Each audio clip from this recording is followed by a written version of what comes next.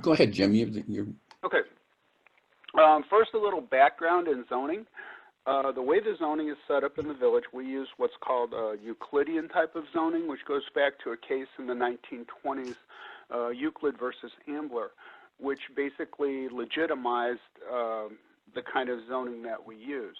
And the way that works is the zoning, or the community is divided into categories by land use. These are called zones. In the village, we have residential districts, we have open space districts, we have business districts, and we have office research districts. Those are the limits of the categories of land use that we have. Zoning is related to the police powers, the public health, safety, welfare, etc. So it serves a public purpose. That's the essence of a valid zoning ordinance. If it doesn't meet those kind of things, if it's not performing a public purpose, then the zoning ordinance could be potentially struck down. You run into the issue of a taking, those kinds of things.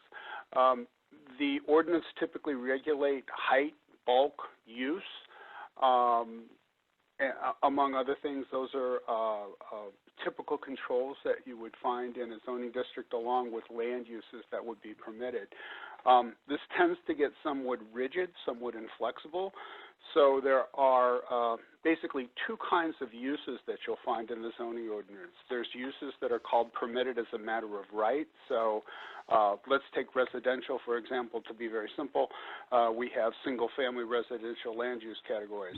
R1 has a 3-acre minimum lot size. If you want to build a house, you get permits, you comply with the R1 district regulations, good to go, because a single-family residence would be allowed as a matter of right.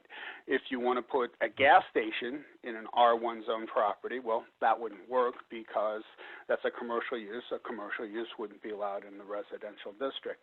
And again, it gets to how the zones kind of break up the uses. Now, in addition to uses being allowed as a matter of right, there's what we call conditional uses. And those uses, I like to think of them as they could be a good use, they could be a bad use, but they require more scrutiny than uses that are allowed as a matter of right. So there's a process we go through. There's a zoning process called a special use permit process that would allow a special use to be considered. Takes public hearing, public input, but the most important thing, again, is differentiated by a matter of right. Conditions can be placed on a conditional use. So if there's an externality, like let's say lighting would be an issue, you could regulate the height of the light poles, you could mandate screening on the lights so that you don't get glare, those kinds of things, and that could be a condition tied to that use. If the use cannot be mitigated, if conditions can't be placed on it to where it would be a good fit with the location, then the conditional use should probably be denied. So that allows for more flexibility in the zoning code. Finally, there's variances that are allowed. A variance is based on hardship, and it really should be scrutinized that way. If there's a defect or something with your property, like you live on a cliff and you can't meet a setback because you'd fall off the cliff, or a lot of times mature tree covers in the village is something we look at because that's something that is important to the character of the community. So if somebody has to, cut down 10 trees to put an addition on their house, that may be a hardship because it affects the character of the community. So that may be something that would be a good basis for granting a variation. A variation is typically a relaxation of an aspect of the zoning requirements, setbacks being a big one. In our code, we are very limited in the amount of variations that you can ask for. We have what we consider authorized variations, and if it's not an authorized variation, then you can't seek relief from that requirement. One of the things that's kind of unique to the village is we have a lot of planned unit developments. That is another flexible zoning technique. Basically, it's allowed, the ordinance that approves it functions as its own kind of separate mini zoning ordinance. So from an administrative perspective, it gets a bit tricky because you have to look at a proposal or a house or whatever's being done from not only the approval perspective from the PUD, but also the underlying zoning district. So again, let's say the R1 district, if it's an R1 PUD, the PUD's ordinance would take precedent over the zoning ordinance, but anything that's not covered in that PUD ordinance would default to the zoning code. Briarcrest that you brought up, very interesting situation. It carries with it what's called the R1 and R2 PUD district, which was a very interesting zoning, interesting PUD. The flower farm is actually the Omens that's on 83 is actually part of the Briarcrest subdivision, and that was approved as part of the Briarcrest subdivision. There's a clause in there that if that would go back to, if the flower farm would go away, it would go back to R1 residential zoning. So for anything to happen on the flower farm, you're going to essentially need to amend the Briarcrest PUD. Ballybunion to the south is, again, covered by a PUD, a planned unit development, and that is for the golf driving range. It does not carry a commercial zoning district with it. It carries the, I believe it's the R1 PUD. It also has conservancy easements on it. Conservancies and scenic corridors are something that's, in my experience, unique to the Village of Long Grove. They're mandated through the subdivision ordinance, and along with zoning, subdivision and zoning ordinances are two of the main tools, I think, that you have to promote community character. While your comprehensive plan will set up an overall scheme for land uses in the village, the plan has no enforcement mechanism to it in and of itself. You need the zoning ordinance for the most part. That's the big driver in implementing your comprehensive plan, as well as the subdivision regulations. The conservancy easements and the scenic corridor easements are mandated when a piece of property is subdivided. Scenic corridors provide a buffer along the major roadways. Conservancy areas are more to protect environmentally sensitive soils.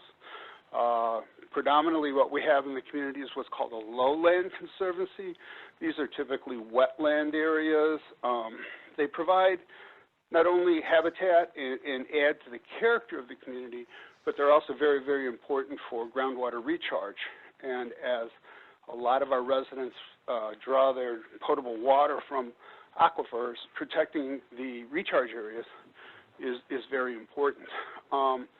So again, with both Briarcrest, or with the Flower Farm and Ballybunion, there would need to be amendments to those PUDs for anything to move forward there. Again, they restrict anything other than what's there to a residential zoning district classification. I know that's a lot. Does anybody have any questions at this point? Did I thoroughly confuse you? Good morning. This is Dave. Yeah, Dave. If I could, I just wanted to add one other layer just to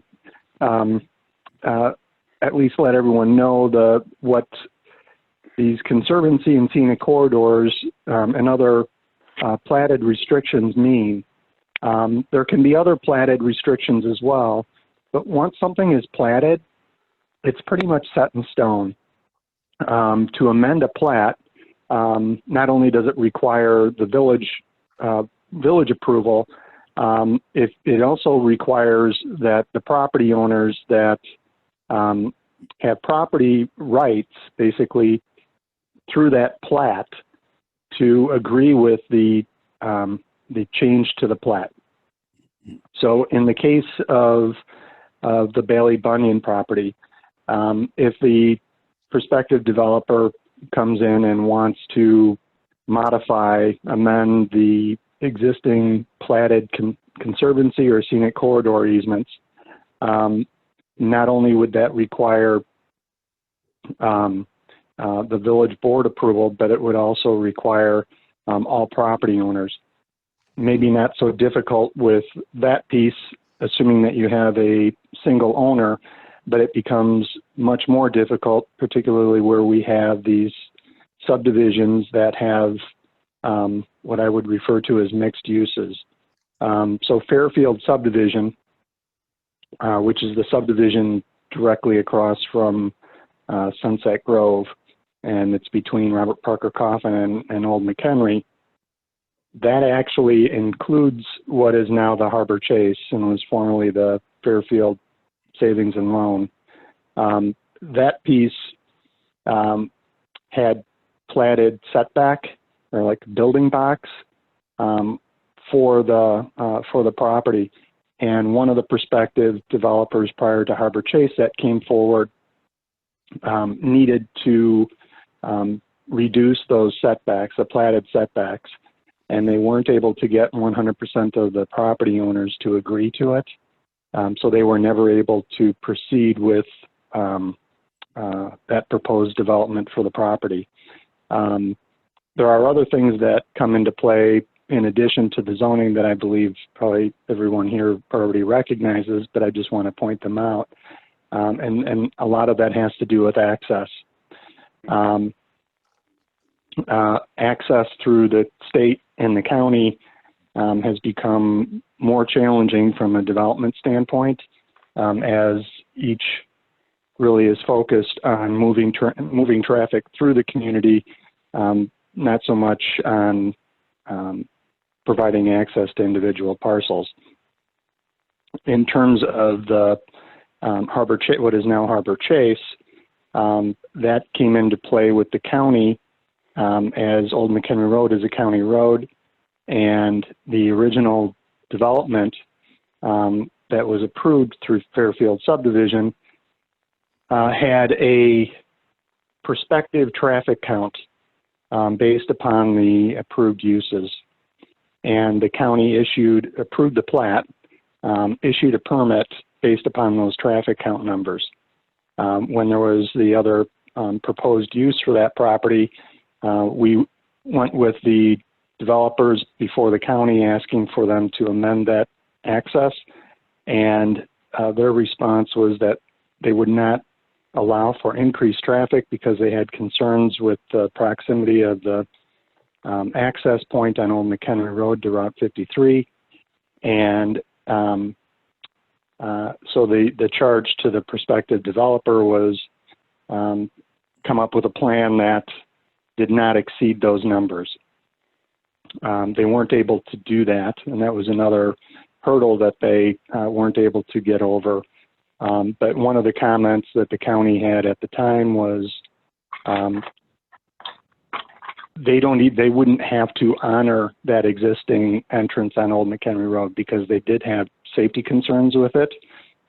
Since that parcel has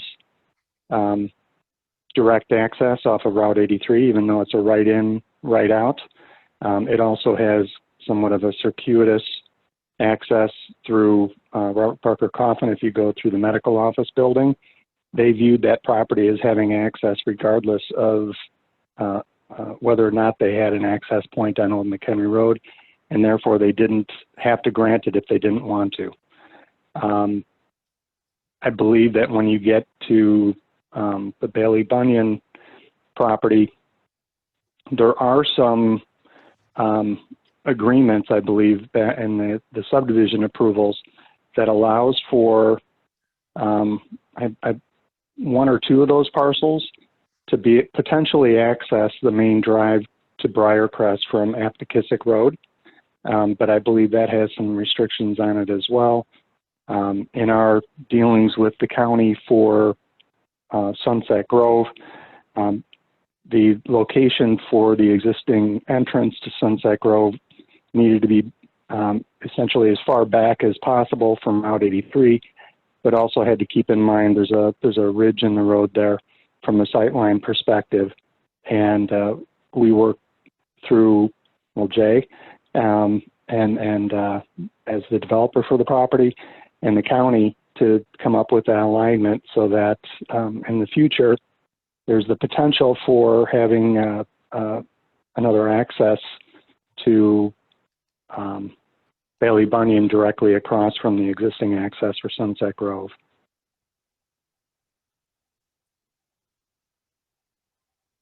In a real generic sense, this commission is charged with trying to find ways to develop the economic activity of the village, at least in part to drive revenues from some source from the property. And we know it's not going to be property tax unless, the earth starts turning backwards. So my question after listening to that is, should we bother even talking about anything other than these very small areas that we have that are open for development? Because it sounds like, logically, when I first got the call about the Bailey Bunyan parcel, I didn't talk much with the man who called, but talking with others, thinking about the fact that maybe there's city water coming by there in the next, say, 5 years. Clearly, there's Lake County sewer there, which is a big plus for any kind of a developer. And it's a big space of open land along two busy commercial highways. It's not some bucolic subdivision like most of the village is that's tucked way in the back.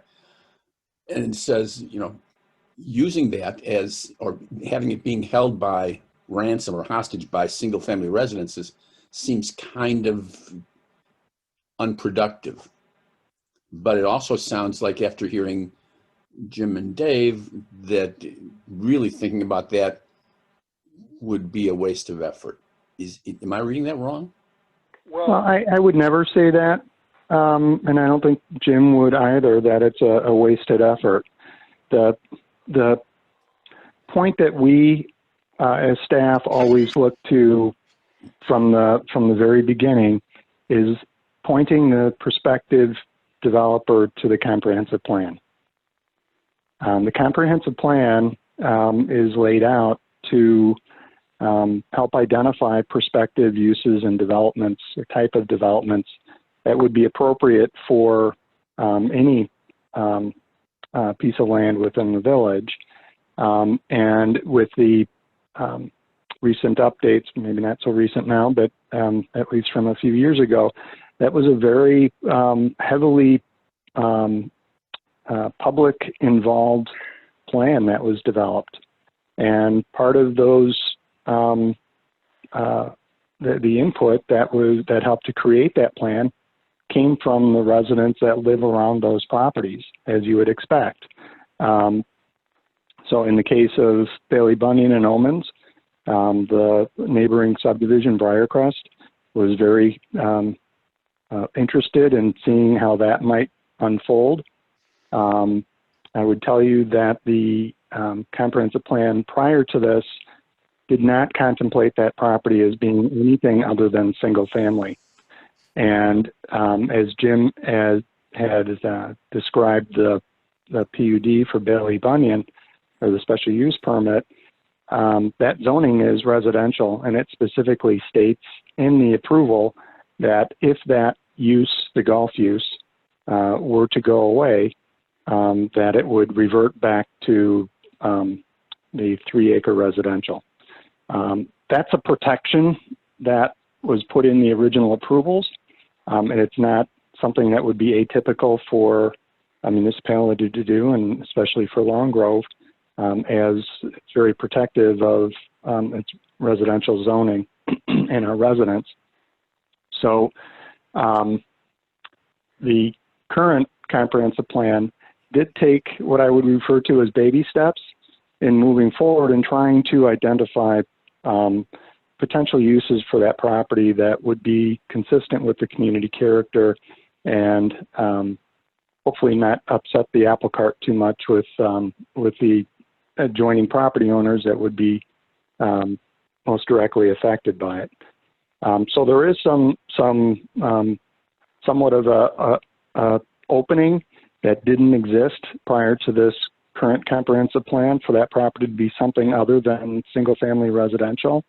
Going from single family residential to, or from that existing use to industrial would certainly be what we refer to as a high hurdle. And when we are talking with prospective developers, we try identifying what those hurdles may be up front so that they know up front and they go into it knowing what approvals would be necessary. We also do provide for what we refer to as a pre-application meeting process that in the past has included the village president, the trustee, and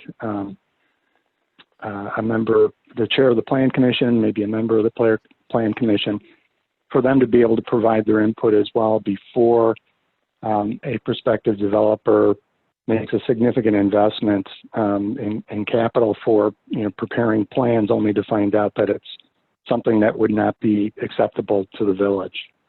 The other thing that we do that actually, although it adds a step, we believe that it's to the benefit of the property owner and to the prospective developer, in that if there's a code or a text amendment that's necessary, then that requires referral by the village board to the plan commission before the public hearing process even begins. So somewhere in between having a complete application to be able to move forward for public hearing and having a drawing on the back of a napkin is where we expect those plans to be in order to be able to get before the board so that they can evaluate it on a high level, whether or not it would be something that they would even potentially consider. The referral is a discretionary process for the village board. They don't have to refer it. Referral doesn't mean that is to be considered as it will be ultimately approved. All that means is that there's not enough objection to it to say, let's put it through the process. Put it through the process, see what comes out at the other end. May get approved, may get denied. But if it's a prospective use development that is so far out of whack with what the village board ever sees being approved, they're always encouraged to deny the use or deny the referral. So it doesn't go through those extra steps only to spend a lot of time and money to come out the other end and not be approved. An example of that would have been a few years back for the CF Industries property. There was a proposed multi-story apartment building that was that came forward, and because that would have required a text amendment, went before the board. The board denied did not refer it to the plan. The initial reaction from the applicants were that they were upset because how couldn't they just refer us? But I would tell you that the property owner, once we explained all of this to him, actually appreciated it because it meant that the property wasn't tied up for that. To go through that zoning process could be anywhere from 6 months to a couple of years, depending upon how many public hearings are required, what the response is from the community, and being able to move on to whatever the next prospective development or use might be.